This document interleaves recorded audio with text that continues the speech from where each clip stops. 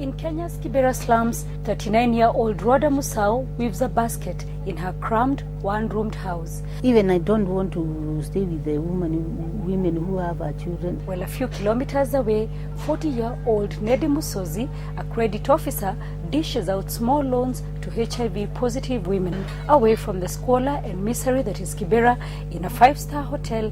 Tears flow freely. This is a story of tens of Kenyan women who have claimed that they were forced or coerced into sterilization. When Rhoda got pregnant in 1993, doctors at a public hospital in eastern Kenya performed a HIV test on her. It turned out positive. They advised on a cesarean section. Her little bundle of joy died days after. I asked doctor, now what next now? When will I get pregnant again? Then he told me after 10 years. So this is a good family planning. And so she waited patiently. On the 11th year, she decided to get pregnant. It is then that truth dawned on her after numerous failed attempts. Doctor told me, you can't give birth. Why?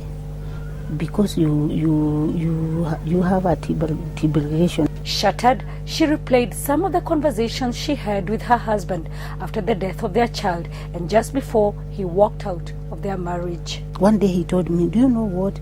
You never give birth again. Rhoda says her husband of 6 years later told her he signed the consent forms to allow tubal ligation in what doctors said was to save her life. Is he sorry? No. He have 18 children. The Kenyan Constitution provides for reproductive health rights, including for persons living with HIV/AIDS. Yet, some of the women claim the sterilization happened in public hospitals. We call upon the government of Kenya to clarify, is this a government policy? Nedi Musozi fights back tears as she recounts how she got to know that even after losing her baby, days after childbirth, it would be impossible to mourn in peace. Her village mates had known even before she did that she would no longer hold a baby of her own in her arms. I found the story at home. After he told his mother, in fact, I asked the doctors to do the TL for her because he can keep giving birth to HIV children. She claims her husband, who is HIV negative, incensed by her status, ordered the doctor to perform the operation. I asked him why. But I have helped.